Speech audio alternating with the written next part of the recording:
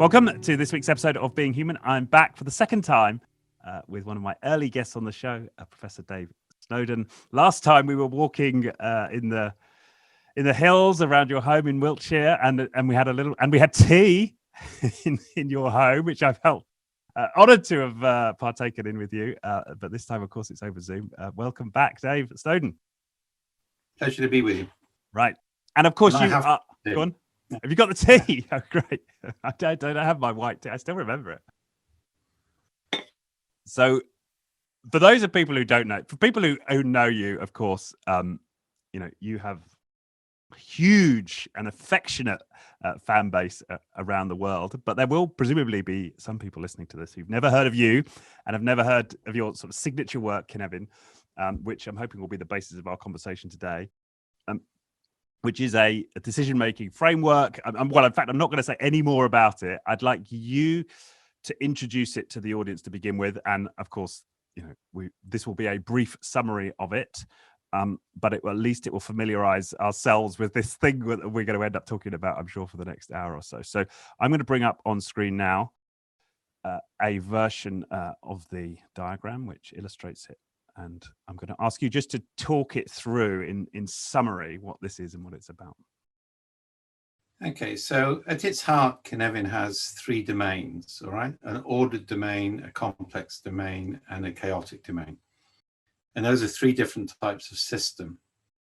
And it's important to understand there are phase shift boundaries between it. So if you think about if you heat water up to 100 degrees, it doesn't immediately become steam. You have to put more heat in before it becomes steam.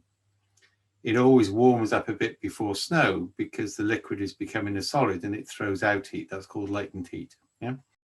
So we have effectively ordered systems, complex systems, chaotic systems. An ordered system has such a high level of constraint that everything is predictable and everything is structured. A chaotic system has no effective constraints, so it's random. Yeah. And a complex system, everything is entangled with everything else. So it's like bramble bushes in a thicket, to use Giroir's metaphor. If I pull one thing, I've got no idea what will happen elsewhere. Yeah, so everything is entangled. Right? So those are the three types of system. And I say it's a phase shift transition between them. And if you know anything about physics, you know there's a thing called a triple point, which is a combination of pressure and temperature, at which the system is equistable between solid, liquid, and gas. It can move in any direction. In Cynefin, that's that AC or confused domain in the middle. Right? So, and that's actually where you start. Is I'm here. Where should I go?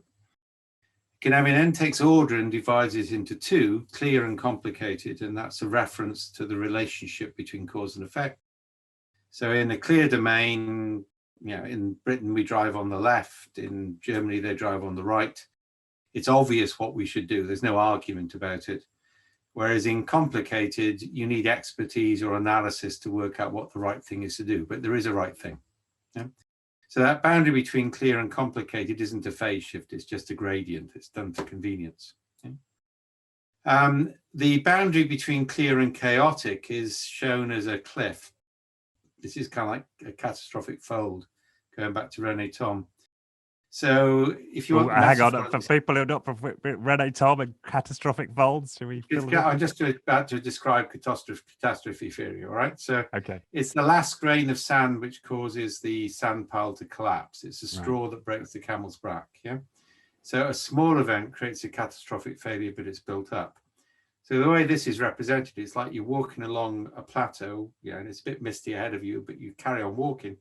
And all of a sudden, you're like the sort of Roadrunner cartoons. You're pedaling around as you drop straight down. You become complacent. You fall over the edge into chaos. So that's shown as a cliff. That's what that squiggle at the bottom is. Yeah. We then get the green areas. So this is introduced liminality into Cynefin. This was done for the first time in 2019. Liminality in anthropology is a state of suspended transition. So there are actually four liminal domains in Cynefin. There's the liminal domain between complex and complicated. So that's where all of these entangled things, we're starting to get some structure. We're starting to get stability and constancy. It's not quite there yet, but we can shift it across. For agile members in the community, that's where techniques like Scrum come in. Yeah, they're really good at making things which are almost complicated, fully complicated, and that's a good thing to do. Yeah. The liminal between complex and chaotic is where we use wisdom of crowds. So, yeah, if famous example on this, a US submarine grounded off the coast of Portugal in the 60s. Nobody knew where it was, so they gave partial data to groups of experts around the world, including, interestingly, some Nova Scotia fishermen. They asked them all to estimate the position. None of them got it right, but a probability distribution of all the estimates was 600 meters away from the submarine. And the point is, if you get multiple agents with deep tacit knowledge estimating independently of each other, then you get a normal distribution, and it's that separation, that randomness, which is key. So that gives us a way of doing decision support and hypothesis generation. So that's that liminal area. You then get this rather cute area in the complicated. That's where you get conflicting experts. So in the UK, for example, on COVID, at the start of it, there was a massive conflict between behavioral economists and epidemiologists.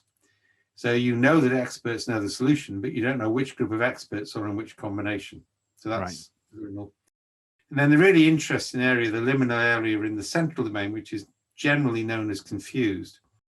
But the liminal area here is called aporetic. So that's a new word for a lot of people. Aporia are things, deliberate confusions, paradoxes. So the famous one in philosophy is the statement, I always lie. Well, if I always lie, I just lied. So that means I tell the truth. But then the point about paradoxes is you can't resolve them. They're not like dilemmas. They force you to think differently. So in heavyweight crisis management, and this is a key part of the new field book to complexity and crisis management, which comes out next week, which we published with the European Commission. In a crisis, you shift it from chaos to aporetic as fast as you can. And then that allows you to decide where you take different parts of the problem. Yeah. So the essence of Cynefin is a multi-method, multi-approach. One size doesn't fit all. You need to understand the nature of the system before you decide the nature of intervention. Okay. And this is very powerful and useful for supporting decision making. And I just want to pick up on something there. This is much my understanding as anything else. You talked there about moving from chaotic to aporetic, right? So we move from the way I see it, the sky is falling, to sort of allowing ourselves to be in this state of sort of confusion or not being sure, or in confronted with a paradox.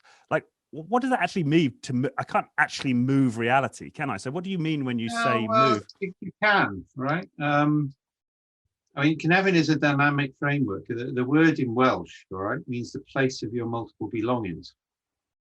But it's a flow word. It's not a nostalgia word. The nostalgia word in Welsh is heriaeth, the need to return. Yeah. So it's not the same as Heimat in German, for example. So it's a concept that things are constantly flowing, and you can influence the flow.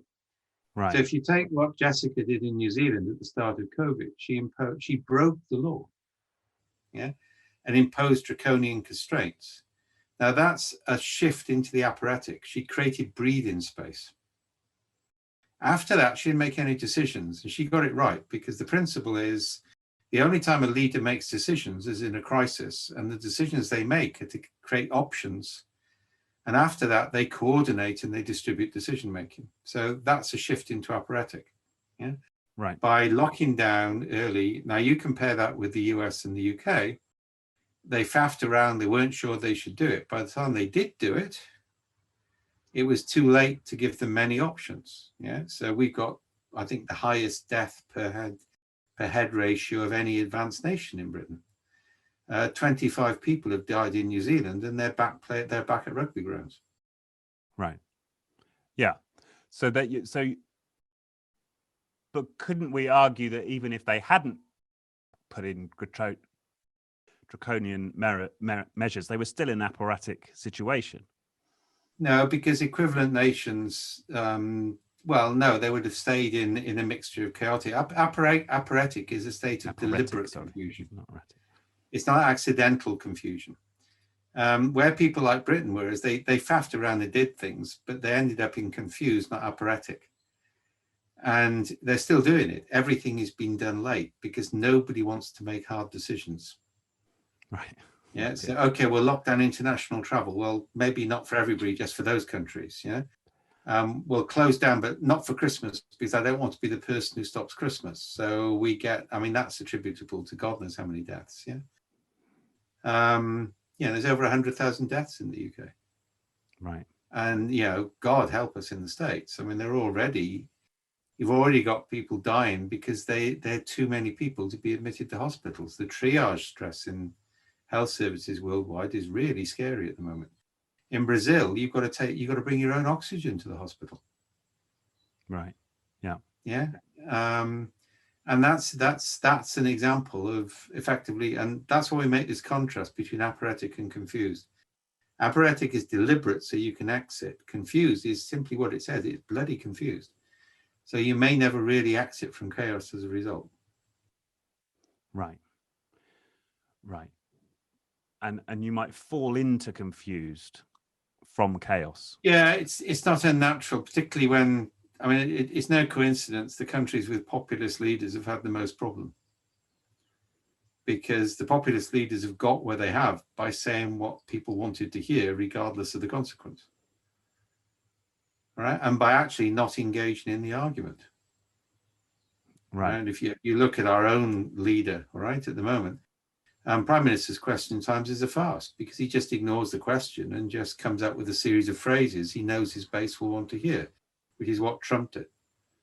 And that's the danger. If you don't engage in discourse, and populists never do that, you end up in a bad place. Right. And so you're saying here that we want to take some deliberate, active measure that gives us a new set of options, potentially a new set of problems. So you get into the aphoretic space, all right? Next thing you do, throw the situation out to thousands of people to get them to interpret it, to find what the hypotheses are. Yeah. Yeah. For the hypotheses which are competing, run safe to fail experiments. That's complex. Yeah. Yeah. For where you get conflicting experts, we have a technique called a triopticon, which throws experts together in a highly constrained dance over 2 days. And the leader can observe it to decide what to do. If there's stuff that you've been ignoring, and to be fair to leaders, all right, they've always got experts and scientists warning them about doom and disaster. They can't respond to all of them. You now know who was right, so give them some funding and let them get on with it. So it's that ability to move aspects of the problem into different spaces, which is the aphoretic is about. Right. Okay. And now the other aspect of this, and again, let's do it briefly then. But we've got two other elements here. Well, there are actually three, but let's focus on constraints and then the style of practice. So should we touch on those briefly? Yeah. So constraints are really important. I mean, for several reasons. One is human beings are not capable of doing an objective assessment of the situation. It's just not possible. We can't, and in evolutionary terms, we haven't got time to do that anyway. So if you're, hunter-gatherer tribe, you make decisions fast. So one of the things that constraint mapping does is it stops you deciding what to do. It forces you to map things that can be managed. And then you modify the constraints and see what happens. So that's a much more objective form of decision making.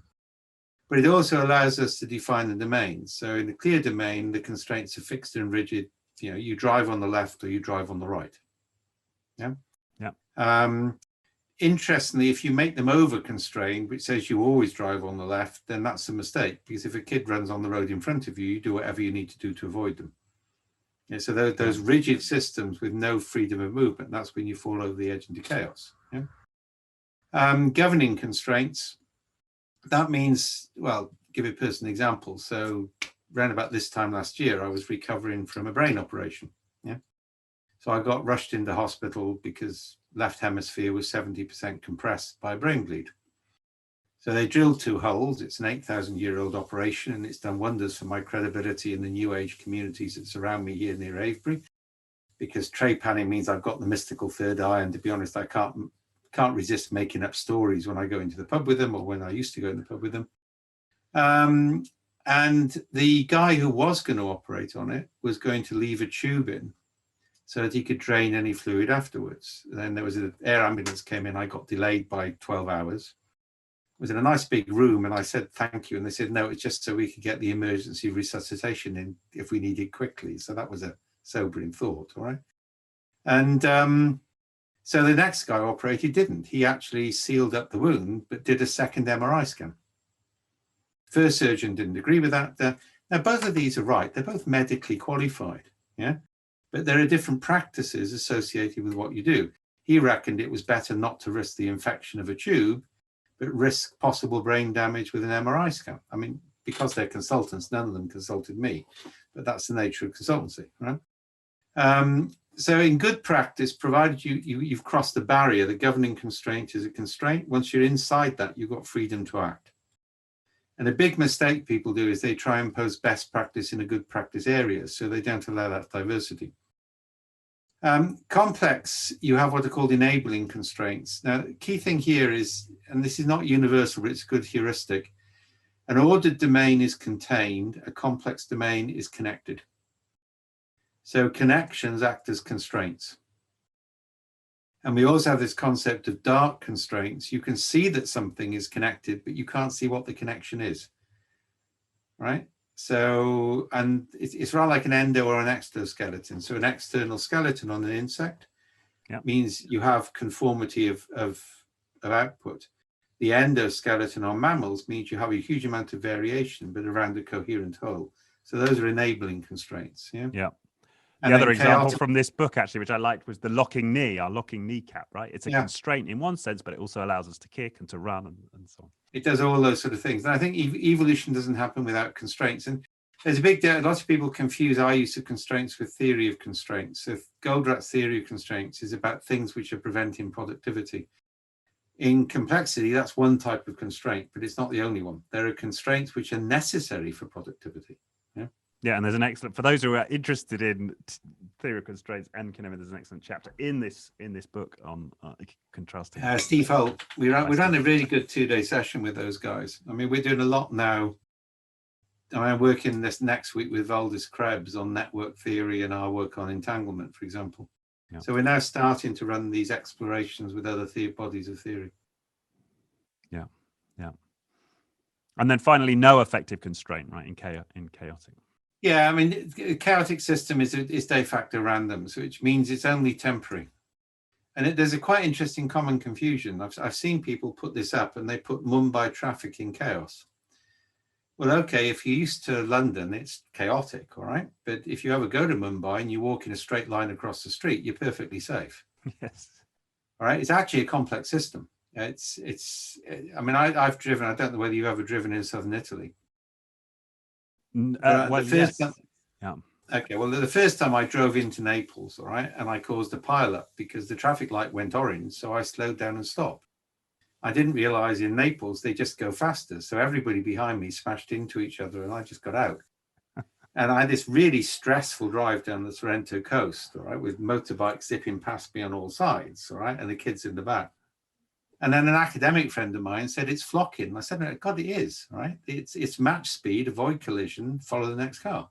Right. And so I started to drive like that, stress-free driving. Yeah. And that's flocking is a good example of an enabling constraint. Drive on the left is a governing constraint. Follow the next car, match speed, avoid collision. That's an enabling constraint. Yeah. And then we've touched on it a little bit, but these practices, in the clear domain, we have best practices. There is one best way. Then in complex, we talk about exactive practice, which is radical repurposing, is the phrase we've used in the EU field book. So that's where you take something that you're already good at and repurpose it for something different. And you haven't got time to do much else. And actually, most human innovation comes this way. So, we get microwave ovens because a Raytheon engineer realized the significance of a chocolate bar melted in his pocket. So he thought, if I put a metal box around that magneto, I could cook food, right? And then, of course, Viagra is a radical repurposing. We got this drug with this interesting side effect, right? Yeah. So one of the big things we do in a crisis, and if you've got a knowledge map, this is a lot easier, is to actually say, what do we already know that we can do well that we could use differently in this circumstance? Yeah. So, I mean, take another personal example. I've lost count of the number of things I have radically repurposed to open beer bottles in hotel rooms late at night when there wasn't a proper opener, right? But we're very inventive as a species here. Yeah. Yeah. And it's not just us as a species, right? All sorts of animals engage in exact practice. No, human beings more than others. It seems to be linked with in humans, art comes before language in human evolution. So our language evolved from abstractions. You can see some evidence of that in orangutans and possibly octopi, by the way, which is getting scary. I may not be able to eat them much longer. But basically what happens with abstraction, so if you go to a music concert or something like that, you move up a level of abstraction. Yeah. So you disconnect from the material and your brain makes novel connections. Yeah. Right. So art is actually quite critical to innovation in human evolution, which is why we get worried with the focus on STEM education. Right? Yeah. So this is a fairly unique human property. We're really good, not just at making tools, but repurposing tools. Right. Right. And then novel practice, that's when you make something up. Yeah, and it's not just that. It's called bricolage as well. All right. So one of the things we focus on, we spent 2 years looking at complexity-based approaches to design thinking. Because if you look at what's happening with Adeo, then they've commoditized design thinking, and a double diamond is just a linear process, right? So we say, fine, yeah, you can do that. That's expert ideation, expert ethnography. But what about distributed ethnography and expert ideation? Or expert ethnography, distributed ideation? Or then the really master one, what's called exactive innovation, which is how do we actually radically repurpose, existing capability for novel purpose? And that's a design approach. Right. Yeah. Yeah. And it reminds me to some extent of the of the lean thinking, and those ideas in Kaizen where you're not allowed to use new technology, you're not allowed to use money, you've got to innovate with what's at hand. Yeah, there's actually quite a nice video that Toyota produced, which looks at the history of the Toyota way. Right. And it sort of starts, interestingly, with Galileo, and myself and Cynefin are at the end of it. So I'm quite pleased with that video. Book ended by two great thinkers. There you go. All right. So that's interesting. Both of us have been prosecuted for heresy, but that's another matter. Really? Where have you been prosecuted for heresy? I wrote a paper once which said that Catholicism, Marxism, and Hinduism were ontologically identical, so they could be combined. And that had me summoned by Ratzinger. But that's in my youth, right? And by the way, I still think that's true, but that's another matter. Right. Well, that was a question I had for you, actually. So, to what extent is your thinking here influenced by your religious views? No, it is it was interesting remember, I'm a philosopher, all right, by definition. So I wouldn't like what I think about religion to be confused with the Bible Belt in the States or anthropomorphization of God or that sort of nonsense. No, I think that we're running a project at the moment on what's called the numinous, which is a Lutheran idea. The human beings have this sense of mystery. I thought that was a Kantian idea. Okay, yeah. No, it's actually, it goes back to Hugo, right? So it's this concept of oral mysticism. You don't have to get into Kantian dialect, Kantian dualism for that. Sorry, don't raise this with a philosopher. You're in danger, right? So it's quite interesting. This woman was writing a framework, a paper for the Cabinet Office on the role of religion in the Bush White House using Cynefin. It's actually a paper in the public domain. Mm. She phoned me up and said, "You've studied Karl Rahner, haven't you? I can see it all the way through Cynefin." Now, this is the Jesuit philosopher behind Vatican II. She's the only person who's ever spotted that, and I hadn't realized it till she said it. But then Rahner is heavily influenced by Heidegger. Okay. Yeah, and Heidegger, I would acknowledge, along with Deleuze and people like that. So that sort of philosophical tradition, which is kind of like you have to go in the Heidegger camp or the Wittgenstein camp, and I'm more in the Heidegger one. And I've used a lot of Derrida and Deleuze in what I've done. So that what you're seeing is that philosophical influence, I think. Right. Okay. And for a non-philosopher like me, and I'm suspecting most of the audience, what are the key ideas then from, say, Heidegger or any of these other philosophical influences that you're playing with? Okay, I'm being a bit. I mean, this is a bit extreme, all right. But when I went to university in Britain, all right, they thought the role, and I did philosophy and physics. Yeah. They basically said the role of philosophy was to analyze. So I wasn't allowed to talk about what is beautiful. I went to do aesthetic or what is right. I had to talk about a linguistic analysis of what somebody means when they say something is beautiful. And to me, that was never philosophy, right? That was the analytical tradition. And I remember the first essay I wrote, right? It came back with, this is metaphysics, not philosophy, please rewrite it. And I sent it with, metaphysics is philosophy, please mark it. And we carried on like that for 3 years, right? You could do this sort of stuff in the 70s, right? I think if you look at let's take a couple of things we used a lot of. Heidegger famously says, man thinks he's the master and shaper of language, but language is the master of man. Right. Right. So language actually, and then you can link that in with the work we've done with, for example, Deleuze's concept of assemblages. Right. Which is that a pattern of narrative creates an attractor well. So I've put Deleuzean assemblages together with tropes, together with strange attractors. So I'm a generalist, so I synthesize. Yeah. Which basically says this pattern of micro narratives is creating an attractor well that you can't escape. And that's what the populist trigger, their key phrases are making that well deeper. It's not a logical process, right? Derrida we've taken Derrida's concept of aporia. I have deliberate confusion, and stuff from the other existentialists. So I think the key approach we took, all right, and this is a major shift, I mean, from both the philosophical and the physics perspective, you're taught to despise social scientists. Right? Yeah. So from a physics perspective, no social scientist, let alone a management scientist, has ever had enough data to form any valid conclusion whatsoever. And from a philosopher's point of view, we don't think they can handle a decent concept, all right? So the big thing I've done and developed and pioneered is to say that you can't use a case-based approach to create theory. This basically challenges virtually everything in management education. And the reason you can't do it is that actually you can never get enough cases or enough context to draw valid conclusions anyway. And secondly, in a major crisis, you can't afford to use past patterns of success to deal with current possibilities. It's a mistake. Right. But we do know things about systems. So we know if the system reaches a certain level of entanglement, it's complex, which means it has no causality, but it has dispositionality. So you can't manage for endpoint. We know that human beings will scan 2 to 3% of what's available. Blend fragmented memories and do a first fit pattern match. So because we know those things and they've been subject to repeated experiments, we can build methods and tools consistent with the natural science. And that's called naturalizing sense making. Right. Okay.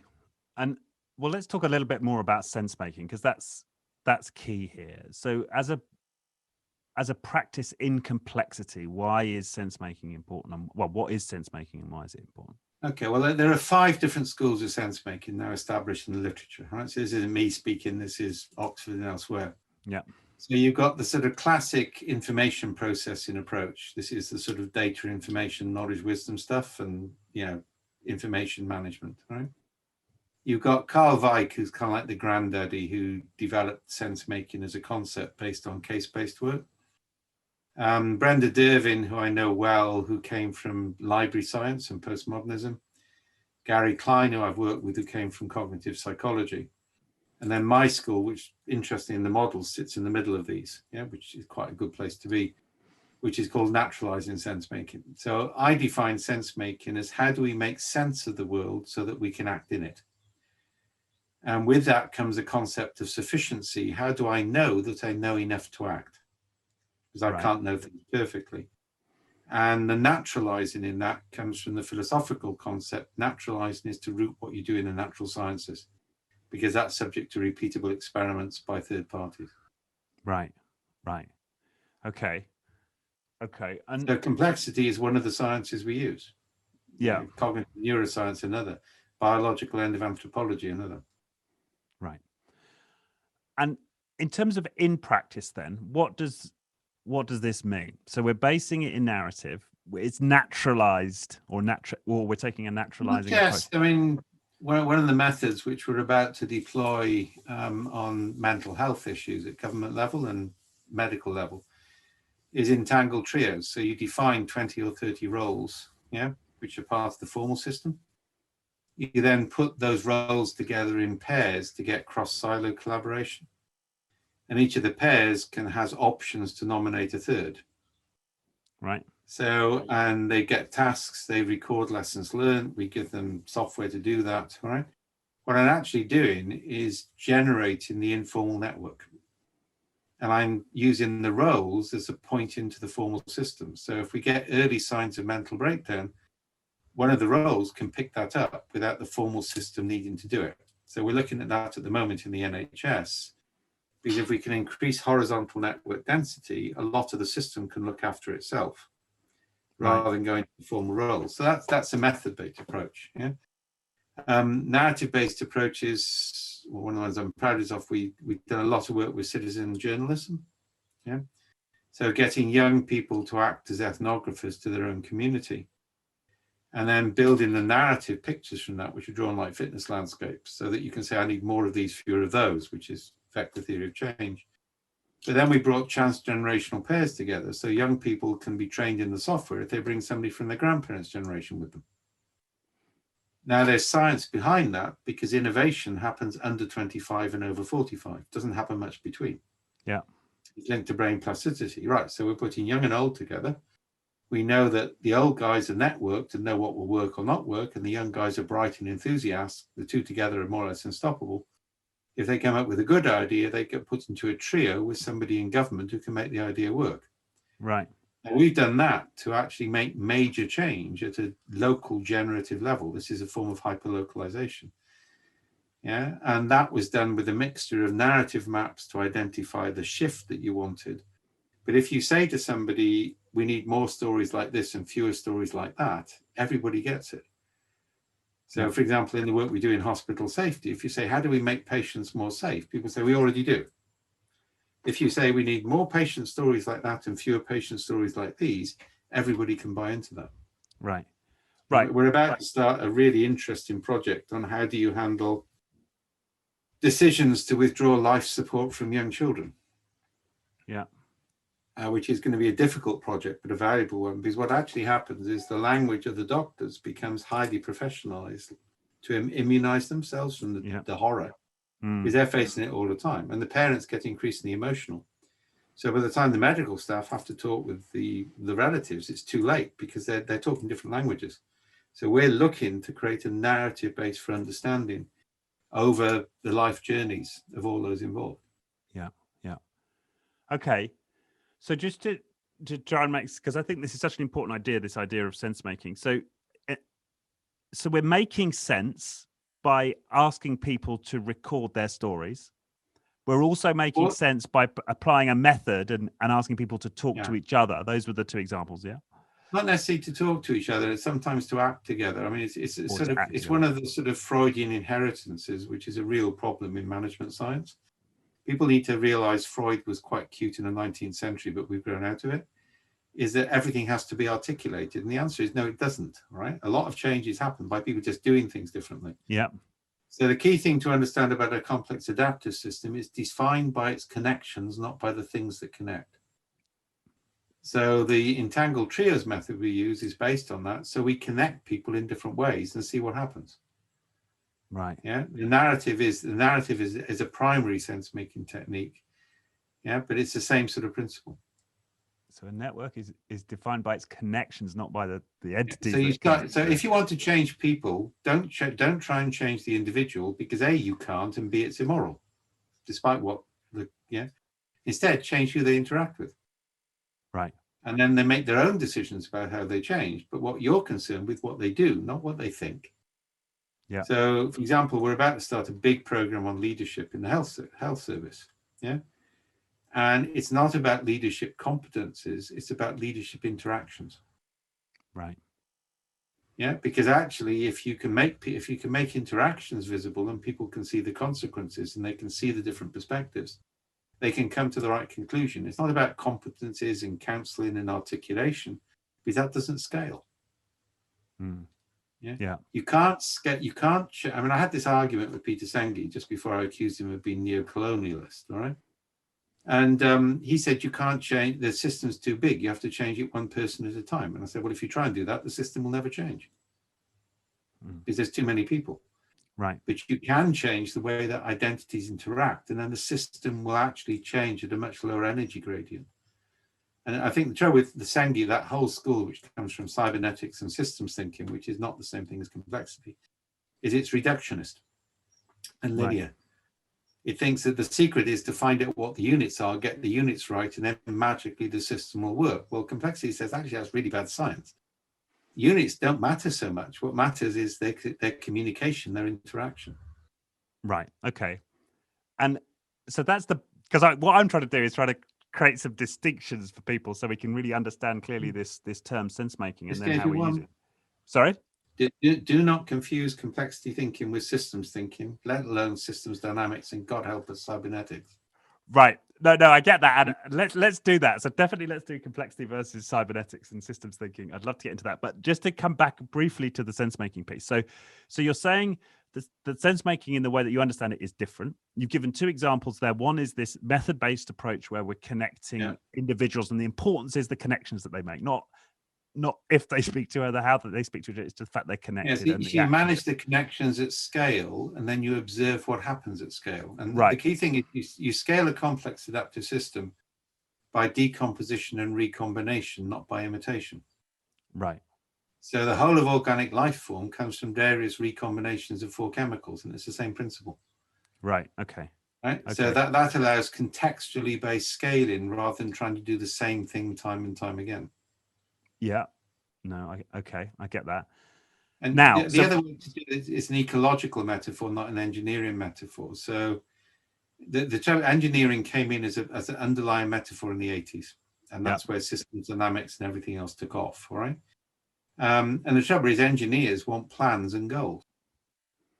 Complexity is an ecological metaphor. What matters is you know where the hell you are and what you can do next. Right. And you actually know that trying to engineer a garden doesn't work. Yeah. Okay. So we're talking about sense making. We're talking about one mode of sense making is this understanding the connections between individuals, and potentially and presumably a mode of affecting change is manipulating those connections, or between identities or between people. It's not all about individuals. And another mode is understanding narratives, is understanding what people are articulating. And it's not understanding narratives, it's understanding patterns in self-interpreted micro-narratives. That's very different. Right. Because this is also what's called epistemic justice or cognitive sovereignty. The power is in interpretation. And what you see with a lot of narrative techniques is the narratives are captured and then people use workshops to interpret them. Well, the facilitator dominates that. The facilitator cannot avoid dominating those groups. Yeah. What we do is people self-interpret their own narrative into a statistical framework. So they own the interpretation. And that allows us to have huge volume capture. After initial setup, there's no incremental cost of capture. Right. Yeah. So it's the analysis of the self-interpreted micro-narratives, which is short stories, right? Or short snippets of experience articulated. You look for statistical patterns through visualization and stats in the way that they interpret it. Yeah. And then you read the stories to explain the statistical pattern. You don't start with the stories. The stories are explainums. Right. Right. Because if you start with the story, the first 3 stories you read will influence how you see all the others. Right. Okay. And I get, and you're talking about scale and not focusing on the individuals. And by seeing these statistical patterns across a system, you're able to interpret the system and you don't get caught in the stories of the individuals. And you're able to actually see what the dominant patterns are, which are influencing behavior. So I'm currently speccing something up on blue v red peace and conflict resolution in the States, right? what we want to do there is to use children as ethnographers to break down to micro narratives at a street level, and then find where the narratives are interpreted in common between warring factions and bring them together around those micro narratives. Right. Rather than a traditional peace and conflict, let's get them all together in a workshop and we'll talk about why they should stop fighting. Yep. Now, I did some of that work back in the 70s in Northern Ireland. So we had one approach, which is get Catholics and Protestants together in a big room and talk about how we shouldn't throw petrol bombs at each other. Yeah. Something which was wonderfully satirized in episode 1 of series 2 of Derry Girls. If you haven't seen it, it was just beautifully satirized. Yeah. And of course, they had great success in the workshops. Everybody agreed they'd be nice, but within weeks, they were throwing petrol bombs against each other. I was working in Glencree. We took 2 Catholics and 1 Protestant, or 2 Protestants and 1 Catholic, and we dumped them into Latin America for 3 months. And we didn't talk about the troubles. Right. And so we changed their interactions and we changed their context. And you didn't attempt to change and they them. Suddenly discovered, you didn't try and give them counseling or therapy about their experience and troubles. They changed themselves because they discovered they had more in common than they thought, and they created lasting friendships. And then you only have to make a small amount of changes for that to exaggerate when you come back. And again, I didn't know about complexity then. This is just intuitive, all right? But I now know the scientific reason why that worked. Is we changed the context and we changed the interaction and we allowed the psychological changes. That was their affair, not ours. Yeah. Yeah. And I think too much organizational change, in fact, anything which is derivative of Freud or Jung, I find very suspicious because it's a therapy technique brought sideways into organizations. Yeah. So it assumes that people need therapy and it privileges the therapist. Yeah. And therefore, that makes it to me deeply dubious from day one. Most people in organizations don't need therapy. They just need the right resources and the right interaction. Right. Okay. And everything we've just described here is distinct from other sense-making techniques in which specific ways? Well, we overlap. I mean, I use Klein's work a lot, and Gary Klein and I work together. Yeah. Same with Brenda Dervin, right? I've got a huge amount of respect for Carl Weick, but I don't think he studies context enough. So if you look at high reliability organizations, his book with Sutcliffe, I think if you look at the context, the people he studies, it turns out they're all crews. So he studies companies who have organizations which share failure. And that's actually a key thing in knowledge, right? If you share failure, you get learning. You don't get it through sharing success. Right. When you look at the context, he studies firefighting crews, aircraft carriers. And in crews, people are trained in role and role expectation. So it's the role sharing failure. And I shouldn't have said this at one conference where I was at with him. I said, well, I can get the same behavior as firefighters if I burn the office down every morning, but that's not acceptable practice.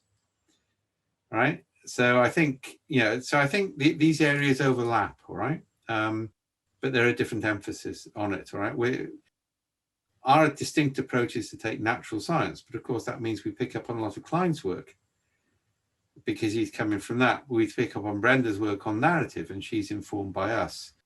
And a lot of my work has been based on trying to reverse Ashby's law. So looking at what comes from the information processing and saying, well, that gives us a problem. Is there a way to reverse that, i.e. by changing the way we think? So all of these things contribute to each other and feed off each other over time. Right. And what is Ashby's law and what's the reversal of it? Okay, so Ashby said only variety can match variety. So as you get increased variety of stimulus, you have to have increasing resources allocated to response. So it's almost like you can draw it as a straight line, right? Now, this comes from my work on counterterrorism. So the problem there is that the terrorist there are lots of terrorists doing lots of small things, and the state has got to respond. So you consume a huge amount of resources, yeah? So the work I did for John Poindexter in the States, working with Brasser and others, was to say, how do we reverse Ashby's law? And one of the ways you do that as a state is you use your citizens as sensors. Right. Because now you've distributed information processing, so you only have to look at anomalies, and you've now got asymmetric advantage over the terrorist. Right. Right. Now that was me, and that's a classic, to be honest, that's a classic thing you're trained to do in philosophy, is get something stated as impossible and then try and look at its assumptions and try and find ways to break it. Yeah. But how are you reversing it? Because aren't you simply matching variety? You're matching the variety of No, you're individuals actually and reducing it. techniques. So it's an energy gradient. So you're basically saying if I use my citizens as a network, the energy is coming from the system, not from the center. Right. So I just have to look for things thrown up by that. So I actually have less information processing to do than terrorists. And you can then get clever. So you can throw information to increase the amount of processing the terrorist has got to do. Right. Yeah. So you do things the terrorist doesn't know how to handle, and that forces them to become more visible. I was at scariest. I was at a conference in Maryland. It was one of those conferences where it takes you 2 hours to get through security to be allowed in. You present and then you're sent out to the room when they have a discussion, but you haven't got security clearance for the discussion. And you get called back in to ask a question and you can work out what they said, right? So it's one of those games. And somebody said to me when I finished this, they said, well, give us an example of how we would stimulate Al-Qaeda.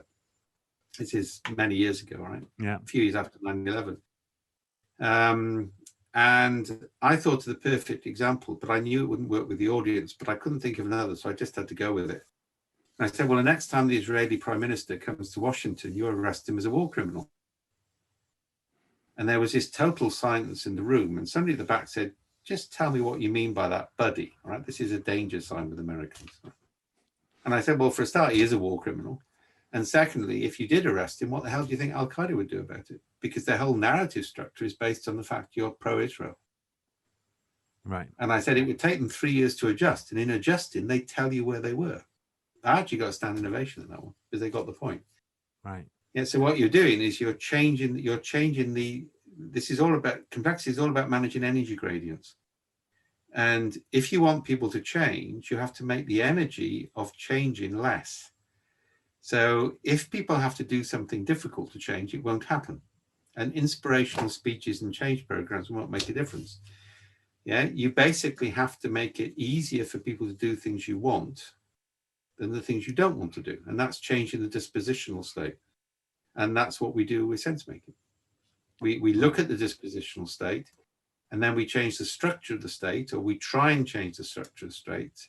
And when the energy gradients are right, then we trigger change. So this is, if you look at nudge economics. Yeah. I actually don't buy the nudge unit. I think they're manipulative, right?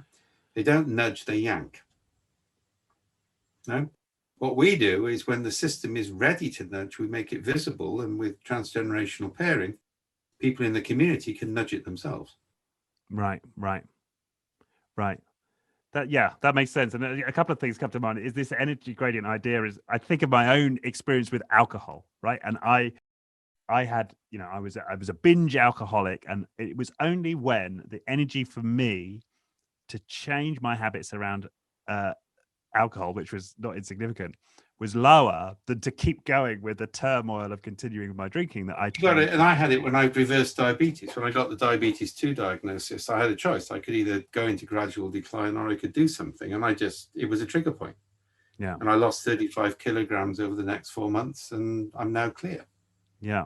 Yeah. By the way, you can reverse diabetes. Yeah. Right. Yeah.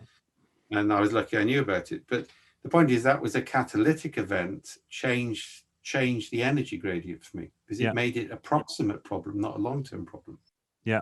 So human beings are very bad at long-term decision making, but they're quite good at short-term decision making.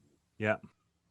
So we've accepted restrictions for COVID that we should be accepting for climate change, but we're not doing it for climate change because that's still too far away in the future. So I think that's the other thing, is you need to look at proximate. And it's not a rational process. It's what's easiest to do. Exactly. And that's exactly my experience with alcoholism. It's like, I'm not thinking, in 30 years, I'll have a healthier liver, right? I'm thinking this is going to cause me less pain to give COVID up. hasn't been bad for that. I mean, I've been trying to skip alcohol, 2 or 3 nights a week, because I was getting into, I'm home, I've got this gin cabinet and the beer comes every month, and it's the end of a day, right? Whereas normally if I was traveling, there's a rhythm to it. And okay, I'd have a gin and tonic in the lounge or on the plane, but most of the time you're traveling, you're going to conferences. Yeah. It's different. But now, I've been at home for the longest time I've been at home in 40 years. Yeah. Yeah. No, okay. And this links to something else I read in the book, this distinction between chronological time and kairos time, or this opportune. Kairos, yeah, it's a Greek kairos concept. time, not kairos. We're all seeing that at the moment. I mean, I've just realized it's bloody Friday again. I mean, it's actually quite scary. If you don't get variety in your life, time flows very quickly. Yeah. Yeah. And I think this speaks to what we're considering here. So if we're looking for energy gradients, what we're not doing is we're not trying to, on chronological time, say, okay, I want to see this behavior shift by this point in time, and I want to see this shift in structure of the organization by this point of time. We're looking and we're sniffing for that opportunity where we can make it easier for somebody to do the thing. You're also looking for the opportunity where a catalytic event could actually trigger a phase shift. I mean, we need to look for that on climate change. Right. So we're looking at how do we link attitudes to COVID with Black Lives Matter with climate change. Yeah, to see if we can get people to see the connections between those. So you can sometimes achieve a drastic change, but you've got to be careful because you can't predict what will happen. Right. The only thing you know with absolute certainty about a complex adaptive system is any intervention will produce unintended consequences. Yeah. Which means you're ethically responsible for them, even if you couldn't have predicted the individual ones. Yeah. Which is what I find interesting back to our COVID response is the papers out of Stanford suggesting that some of the lockdowns may have the unintended consequences of there being more deaths in the long run than they save in the short run. Yeah, I'm not sure I buy into that, but I think to be honest, from a government point of view, if the NHS wasn't get overwhelmed, they'd go for herd immunity. They basically vaccinate the elite. The only reason they're doing this is because they can't, politically they can't cope with, too many people for the system to cope with. With doctors making triage decisions about who gets to live and die at the entrance to the hospital, and we're pretty close to that at the moment. Yeah.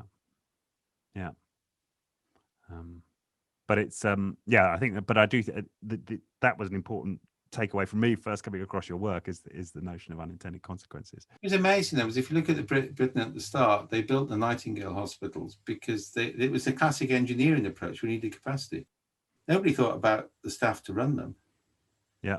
And in parallel, they were making it really difficult for European trained nurses to stay in Britain because they were still on the Brexit line. And the real issue was always the staff level. It wasn't the physical level.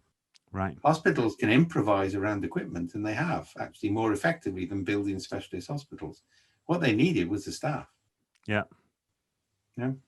Yeah. Yeah. Okay.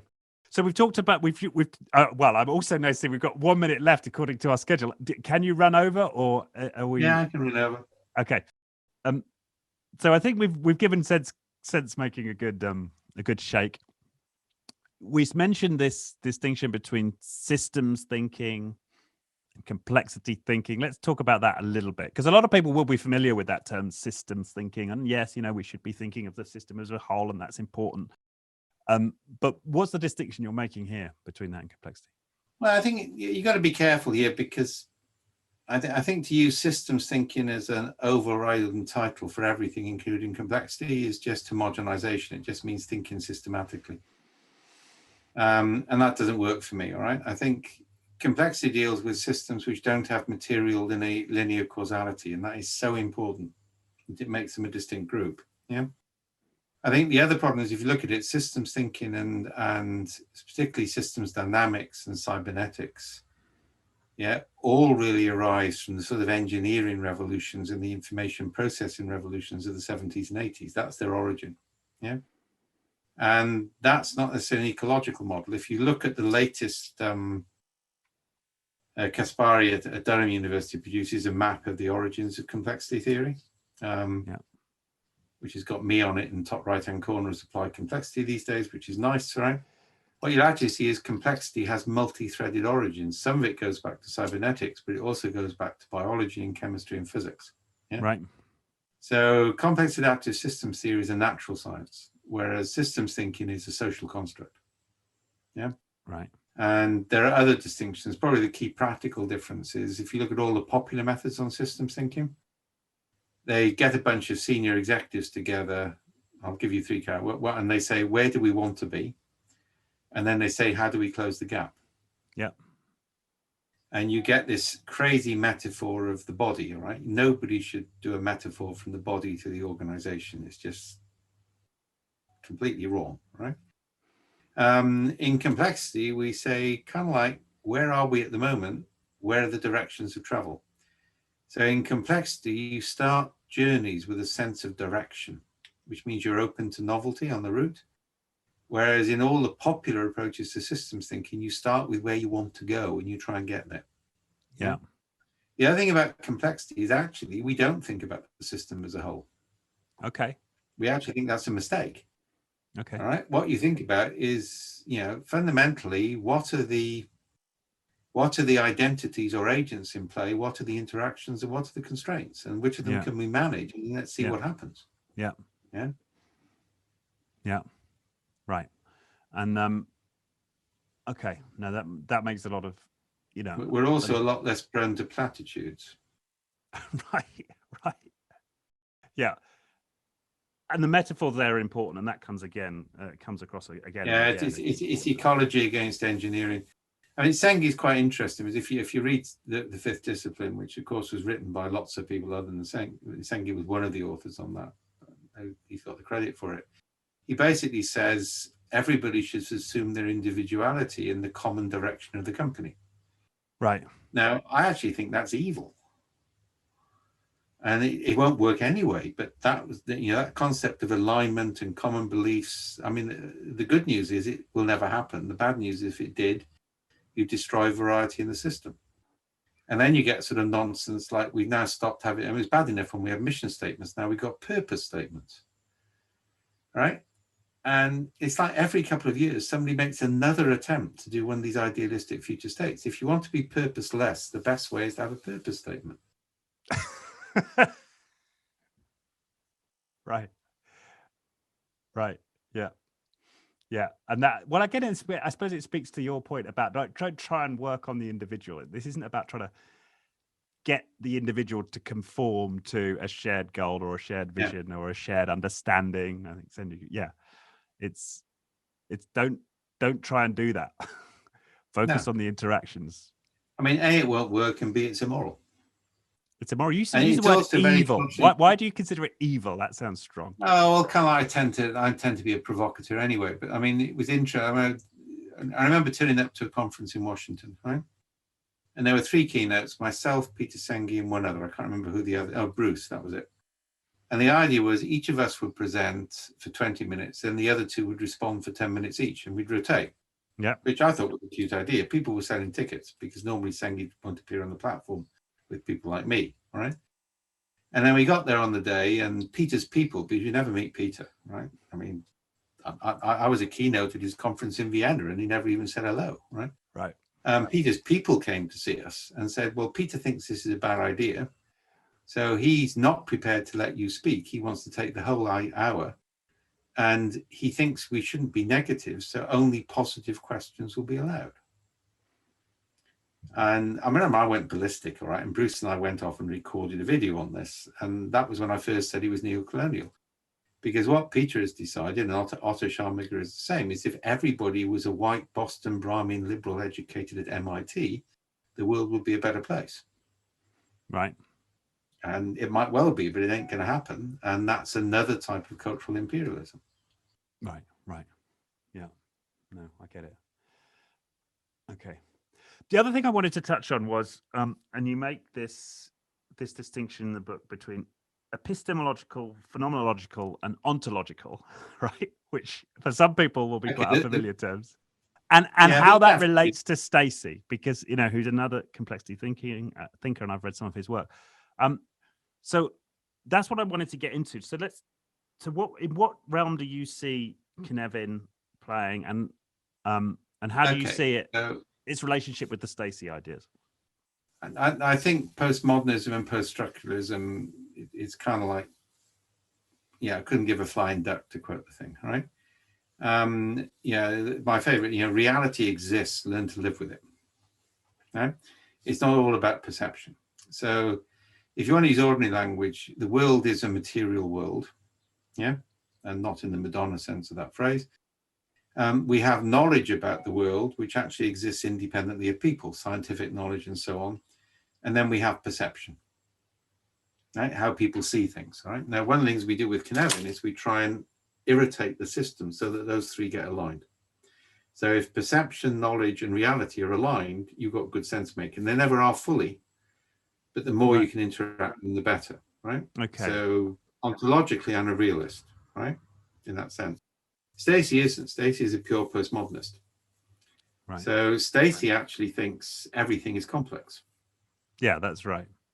He also has this real problem. Anybody he doesn't understand or disagrees with, he calls a systems thinker. I mean, he's called me that, Brasso that, other people that. It's okay, and mostly in footnotes because he doesn't want to give you prominence, right? So the danger is what people do is they take the words. So I got complex and complicated from Paul Hilliers. Yeah. I'm not sure where Stacey got them. I know Barbara got them from me at a workshop in New York, but she never acknowledged it, right? But then we all do different things with it. So Stacey creates a Stacey matrix, which lots of people know. Yeah. He actually deprecates it now. He wishes people wouldn't use it. Yeah. Yeah. But the fundamental difference between me and Stacey is, from my point of view, and I think the science backs me up on this, both the physics and the mathematics, complex, chaotic, and ordered systems are different. And they go through phase shift. Stacey thinks everything is complex. Stacey thinks management is a mistake. I think it's necessary. Yeah. Yeah, but you need to know what you manage. In a complex system, you manage the constraints. In an ordered system, you can manage the outcome. So there's a complete, I mean, I've read Stacey, anybody's read Stacey, but I didn't start from there. Yeah. Yeah. There's one really bad book on complexity, which has got 2 brilliant chapters by Peter Allen, and the rest is crap. And somebody basically said that Stacey, I, and Barbara came up with a distinction together, which indicates they just haven't read any of the literature. The reality is there's certain words available to you, use them. Yeah. Yeah. When I first started, I had known, knowable, complex, and chaotic. Yeah. Yeah. Didn't even use, didn't use complicated then, right? I then shifted it over, and I've moved a couple of times on the language, right? Yeah. But that's the difference, right? So reality exists, and we can know things about the world objectively. It's not all about perceptions. Yeah. But yeah, no, I see that. I suppose one of the And things. by the way, mental models are crazy. There's no such thing as a mental model. That's really bad science. Right. That's running a computer model onto individuals. It's not the way we. Well, that's a Segi idea as well, right? The idea of a shared mental model. Yeah, it is. Yeah. And that was trouble. I was at his conference in Austria, right? And he was on some retreat or something. So the Australians sneaked me on the platform when he wasn't there. Didn't know about it. And I had this long session, and they irritated me up front. And I remember, I just thought it was an innocent comment, right? And I said, mental models was a really cute concept in the 80s, but now we know it's not true. Let's move on. And there was this sudden silence in the hall, right? Either way, there's a lot of stories about Vienna.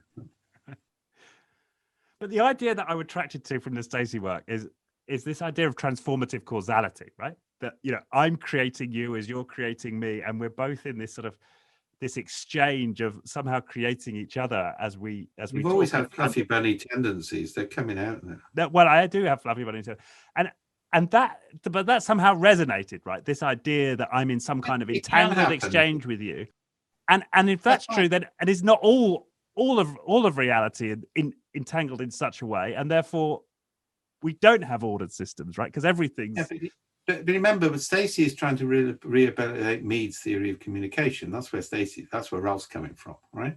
Right. So from my point of view, yeah, you get transformative conversations, but it's not the whole of it. Right. Yeah, and that's the problem. It's really with Patricia Shaw. It's all about going into a workshop, and Patricia will facilitate you having the right sort of conversation. And I kind of project that. I'll go back to my Coromila v sending people overseas, right? There are many ways you can entangle people, and conversations with fancy sounding words on them are probably not the way you make change in society as a whole, right? But you've been accused of that a few times. No, I use scientific language, and I'm prepared to use simple language as well. What I don't do is create an esoteric language, right? Of phrases which are magical mystery phrases that you can't argue with. Yeah? Right. Right. And somebody said that to me on they should have known better. It was on the thing I was saying. You're talking about a transformative form of holism. And I said, that's gobbledygook. It means nothing. And they're still recovering from that. Right. But it does it. I mean, she has no idea what it meant whatsoever. Right. I use a Socratic technique, and it's just, these are words that if I say them, people think I'm saying something wonderful. Yeah. And there's far too much of that. All right. If you use a word somebody doesn't understand, and I use aporia and Exactive, ask them to explain it. Yeah. Yeah. Right. Use different words. Right. And if they can explain, that's fine. But what you actually got is these cult-like languages which arise. Yeah. Yeah. And you see that in a lot of the Tavistock Institute work and other things. There's this language, and you're expected to suspend belief while you get through the training. At the end of that, you've now got the language. Yeah. Yeah. That's a cult. Yeah. Right. That language should be a body of knowledge within a wide community, not a specialist language within a cult. Yes. Yeah, and that's true. And all of the terms that you use do have applications in other fields, right? It's No, I get that. All right. No, that helps me understand the distinction between Stacey. Although I mean, I have to say, I think it's worth people reading it from my perspective. I would read the work he wrote, a joint authored on leadership, is a good one, and the original one is good. Yeah. Yeah. And there's valuable stuff in that. I mean, Harry Zukas, who sort of is also a Mead fan, has probably written better on complexity. And he's a heavyweight academic, all right? But I mean, everybody should read one or two books by Stacey, because he was the first to use complexity in management science, right? Yeah. And all credit. I think part of the problem is Ralph, remember, was a prize-winning South African economist. Yeah. So he was on the dark side, and he then got a conversion experience and came away from that. So he swung the pendulum a bit far, I think. Right. But he was also useful for me in terms of sort of shaking my faith in management science in a way that you do, right, to some extent. So yeah, but I think, you go to the Liverpool Complexity Conference. We all would like people like Ralph and Stacey and others to work with other people. It's the problem we got with Taleb. It's kind of like, it's the Taleb way or no way. Yeah. All right. And Stacey, to be honest, is fairly similar. It's kind of like if you accept his language, right? So there's no discourse. Yeah. You're right. And Sengi, it sounds like. Yeah, my view is very simple. All right. If you're in that sort of thought leadership position, you should be prepared to be challenged and to challenge in turn. And if you're not prepared to do that, you just get surrounded by the cult, and then you get immunized. Yeah. Yeah. Yeah. Yeah. I see that. Well, let's talk about Taleb, because I've watched from afar the exchanges on Twitter, and it didn't last for long. It didn't last for long, but it seemed to be that one of his criticisms was that there's no mathematical basis for Cynefin. Where's your mathematical proof, Dave? Seemed to be that. Actually, he never said that. Right. And the sequence with Taleb was actually very simple. All right. So I tweeted something about a review by that, I forgot the name of the Guardian political columnist, who's a savage wit. He's brilliant. He created the idea of Maybot. So he destroyed our former prime minister with that phrase. All right. Yeah. So he wrote a wonderful review about Anti-Fragile. Yeah. It was just hysterically funny. And Taleb went ballistic, apparently, absolutely ballistic, because Taleb hates journalists.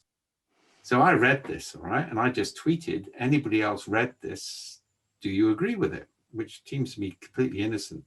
2 seconds later, I get a tweet back from Taleb with "You're a fucking idiot, Snowden," exact language. Yeah, you can't tell the difference between a parody and a review. And I said, well, a parody can be a review. It's just a form of, yeah. Either way, that calmed down, all right? Then I wrote another post and basically said I disagree with Taleb making anti-fragile distinct from resilience. For me, you've got a scale from robustness to resilience, and anti-fragile systems are a type of resilient system. And we've known about systems that survive through failure for a long time, but actually it can be dangerous. So yeah, the bones can get stressed, but if they break, they never recover at the same level. Yeah, so this privilege in I don't agree with it, which is, I think it's a perfectly reasonable thing to do. I then get this fucking idiot, and then I get blocked. In which I'm in honorable company, by the way, right? Yeah, Daniel Pinker's been blocked, Simon Wardley's been blocked. If you challenge the Taleb, right, that's it. What then happens is the trolls hit you. And at least one of the trolls is actually Taleb. Right. And they just swarm over your social media account with attacks. Apparently, because I've got an MBA, I'm not allowed to say anything. Right. And then this guy said, well, if you use mathematics like Taleb uses it, then he'll listen to you. And it was, well, yeah, but I'm a philosopher and a physicist. I know about the bloody mathematics and I know their limitations and their strengths. Oh, and by the way, go and talk to Didier at the University of Vienna if you want to know about power laws, because he understands them better than Taleb does. Yeah. Right. And yeah, this is and the reason Taleb has a problem is he will not acknowledge his sources. He didn't acknowledge Hollins. That's why he blocked Simon Wardley. So he wants everything to be his original thing. Yeah. And he only attracts sycophants. And that's a great problem because 5% of his books is brilliant. 95% is Taleb pontificating. And if he contributed, then he would be within, the body of knowledge would advance. Right. Yeah. Well, again, and maybe that's another theme here, is you're talking about kind of quality of interaction, the importance of interaction. And I think it was interesting because I talked with Mary Boone and I. We got a book proposal in at the moment, so I was talking with an agent, and the first book proposal we put to them, he said, no, I can't do this. And we said, why? He said, there's too much in it. He said, what I want is one big idea which claims to be completely original with a catchy title every 2 years, and we'll make our money on the speaking fees. And I suddenly thought, shit, that's Taleb, that's Denin, that's what they're doing, right? And I said, but we want to write an authoritative text on the field. And I think that's the problem. Once you get into that cycle, that's what you have to do. Yeah. Gladwell is the worst, all right? Gladwell's speaker fee is, and he just parrots the same speech every time. You can watch it online. Why you would pay $60,000 to have him come and speak, I never understood, right? And there's actually a Malcolm Gladwell book generator, if you haven't seen it on the web, which is hysterical. It generates Malcolm Gladwell book titles and covers, right? And his first book was good, but the cognitive neuroscience community produced a book called The Invisible Gorilla to counter Blink, because Blink is an appalling book. Right. He's got a thesis and he tries to find examples to support the thesis. Same, by the way, as Reinventing the Organization. Lacroix's book, which is one of the 2 worst books I've ever read on organizational change. Oh, come on, we've got to do that. Why is that book one of the worst books? Because he has a hypothesis about what he thinks the world should be. Right, the mighty Teal organization. Yeah, and the only reason he's got Teal is that he couldn't get an agreement with Wilbur and Beck to use the spiral dynamics. Spiral dynamics itself is an appalling pseudoscience based on crap research, all right? I've always been proud to be brown myself, right?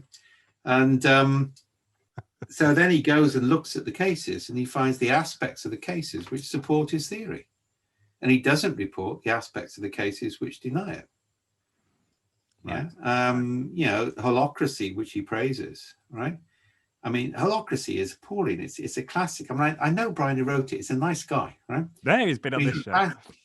He's a classic programmer. So programmers don't like to manage people. Yeah. So he wrote a process which meant he didn't have to manage people. Yeah. Now, I can't say who I'm working with at the moment, but I'm working with 2 companies where it's such a bureaucracy as a result that nobody can do anything, right?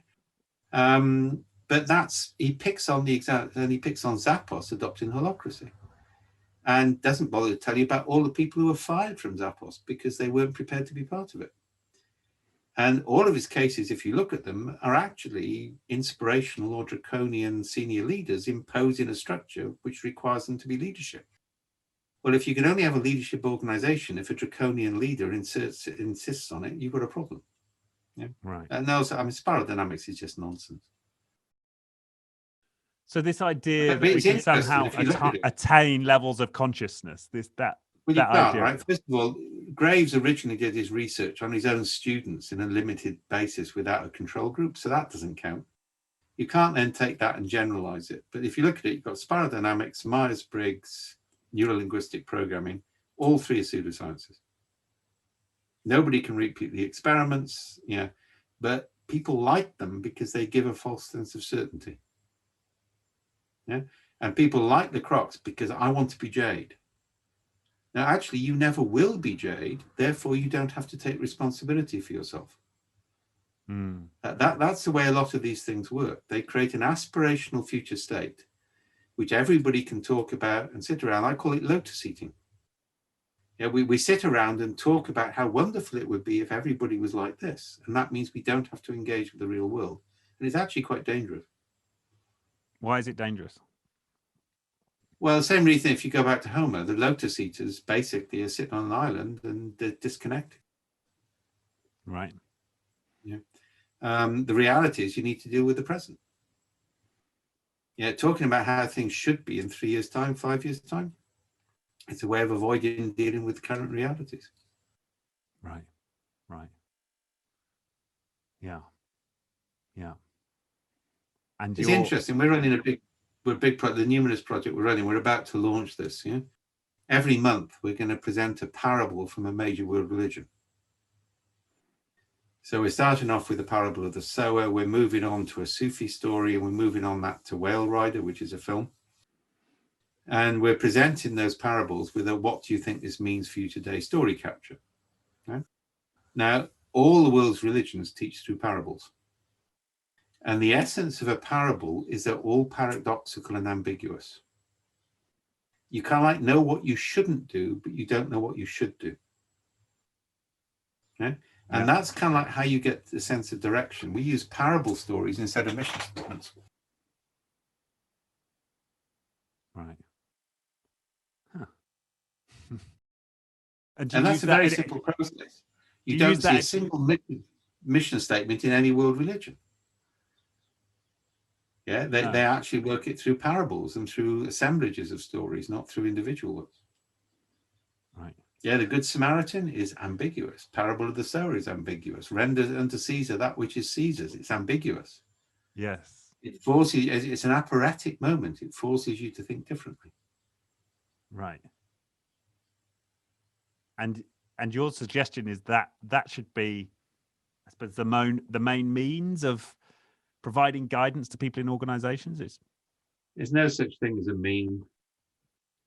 No, means with an N. I know. I said there's no such thing as memes. Okay. That's Richard Dawkins nonsense. It's. I mean, first of all, no geneticist I know takes a selfish gene seriously. Right. Because it's the wrong unit of analysis. It's a sort of phobia. And memes was meant to be the idea there's something seeking to replicate itself is wrong. There isn't a single story seeking to replicate itself. There are no memes. There are broad assemblage patterns of multiple fragmented stories which form attractor wells. That's called a trope. Right. Language matters in this front, because if you start to think memes, you think genes, and you get into deterministic linear thinking. You're right. Yeah. And I'm just imagining people getting their head around this, and because it's so ingrained in us that, how do we lead an organization? How do we direct an organization? Well, we give them a vision, we give them goals, we articulate values. It's been a phenomenon since the late 80s. It never happened before. Right. And it doesn't happen in an army, in military forces. They have distributed command. I mean, look at what happened with Team of Teams.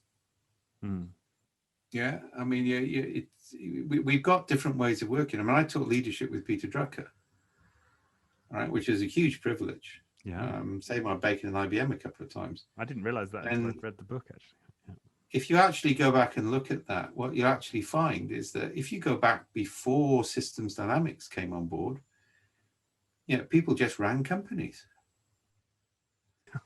HR was a sort of ex-major with a couple of secretaries, and people looked after their own staff and they made their own decisions. The engineering metaphor, and I often say complexity theory and Taylorism have a lot in common because they respect people.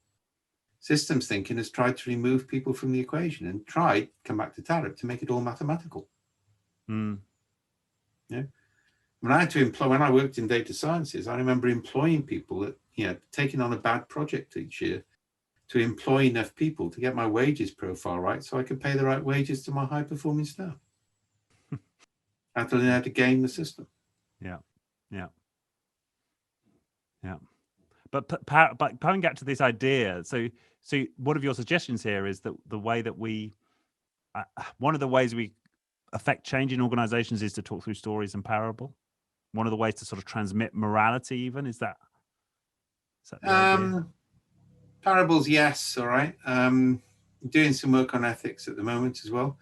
But yeah, generally ethics are taught through stories. And if you go back to Aristotle and the concept of virtue, is you teach people to be virtuous by the stories they grow up with. You don't try and create rules as to how they should behave, because you can trust a virtuous man to make the right decision. Yeah. Actually, and I wrote about this, I got really angry yesterday, so I wrote a cathartic blog. I created a 2x2 matrix for sin. Right, and there are actually every case I make there is a direct attack on somebody who, if they read it, will know it's them, but nobody else will. Right, so I slept really well after writing this. All right, and I've got to finish off the second part of the post, which is how to take revenge on these different types of sin. All right, now if you look in that, you'll find a lot of these cases. All right, the danger of measurement. Yeah, the way in which perverse targets force people into inhumane behavior. Yeah. Because carbon isn't silicon. And all of the systems dynamic things and the targeting and everything else assumes that you've got an engineering problem, and you haven't. You've got a complex ecosystem. And it's even more complex because human beings have intelligence and identity and abstraction. Yeah. Yeah. Yeah. But that is one of the things you do share with Stacey. So he does criticize management for that, doesn't he? Yeah, but Stacey thinks you can't manage. I don't. I think you can. And distinction I made longer an article with Kurtz. All right, we talked about the Italian origin. There's manage and menage. Yeah. Menage is to ride horses. Manage is to manage a household budget. They're both types of management, right? I think Stacey is anti-managerial, and that's really dangerous because actually you need management. Yeah. And this nonsense of saying there are managers and leaders, that's all managers lead and all leaders manage, all right? It's just ridiculous. It's another classic engineering approach. It's why Myers-Briggs took off, all right? There is no scientific basis whatsoever to Myers-Briggs. Yeah. It was a woman and a daughter put something together, and then Hay Consulting came along. Young rejected it, by the way. Hay Consulting came along and standardized it and made it a test, right?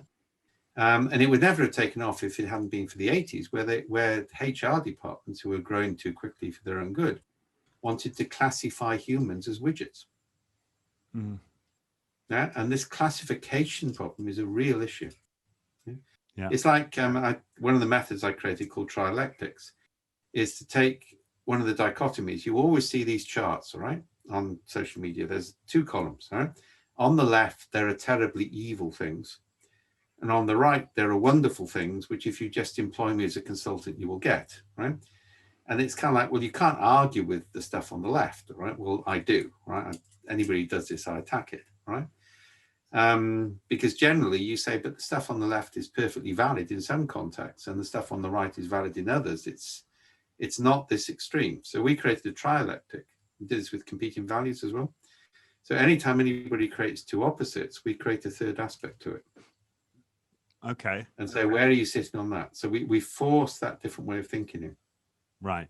Yeah. So now, if you notice what I'm doing there, I'm starting from where people are. Mustn't be hypocritical. People like these things. I add something to it, which forces them to think about it differently. Right. Right. So don't plot yourself on a spectrum between like command and control and empowered staff, right? You put something in the middle. Yeah. Well, no. Add in a third element, should I say? Sorry. Add in a third element. A third part. Balance on it, right? Yeah. And again, Cynefin is all about different things in different contexts. It says, there's nothing wrong. Command and control in the bottom two domains of Cynefin is essential. Yeah. Yeah. Distributed leadership in the top, fine. And for God's sake, don't talk about servant leadership. That's just ridiculous, right? Is that that's at the top end of the fluffy buddy scale? Oh yeah. See, fluffy buddies must have virtue. We actually have a certificate in cognitive edge. It's called NAFBS. Yeah? Because I was watching Buffy the Vampire Slayer when we put it together. I'd never seen Buffy before, and I really like Buffy now, right? So we have New Age Fluffy Bunny Slayer t-shirts if you ever want one. Right? I definitely have tendencies in that direction, Dave. So maybe I do need to be slayed. Yeah. Okay. Well, maybe that's a good place to end. We should put the link to the t-shirt. Good. Well, this has been very entertaining. I've really enjoyed it. We'll put a link to the book. At least you didn't make me walk. Last time you made me walk 500 times down a lane in Lockery. With our BBC crew, who did a great job. The other thing which is coming out is next week is the Field Guide to Managing Complexity and Chaos, which is a joint publication of my centre and the European Commission. So that will be up on the website next week. So you've had no books for 20 years, and now 2 have come along together, and there's a third on the stock. Yeah, no. Finally, you're pulling your finger out of your. It's all together now. You have to wait for it to be coherent to write it. Well, that's the other thing, right? You said you feel like you've got to some sense of completion with this in the book, right? You feel like Cynefin finished now. Cynefin more or less there, right? So I'm working on flexion curves and entanglement next. Yeah, so give us a flavour there. Just give us a teaser of what's next from the Snowden brain. So the 2 next big things. One is called flexures, curves, or apex predator theory. So that's life cycle revisited. So when can I innovate? When can I not innovate? When's it all over? When, and that links in with what I'm talking about on rewilding. Right. So it's looking at the biological metaphors of keystone species, predator species, boundaries, right? So that's going to be developed over the next few years. Yeah. Yeah. And then linked with that is I'm going back to some of the original knowledge management and community stuff. Yeah. We got to work, and what I'm looking there is entanglement, and taking the concept of the fungus, which entangles tree roots and provides nutrients. Yeah. So how do you generate an informal network which can sustain an organization so you minimize the formal system? Right. Yeah. And so those are the 2 big areas of development, plus a few other things. The blogs were made for me. I love the blog because I can just write something quickly and then go back and reference it. Yeah. No. And we should. Well, we'll put a link to that as well. That was really thoroughly recommended reading. All right. Thanks again. Thank you so much. And enjoy the rest of your Friday afternoon. Okay. Cheers, Richard. Cheers.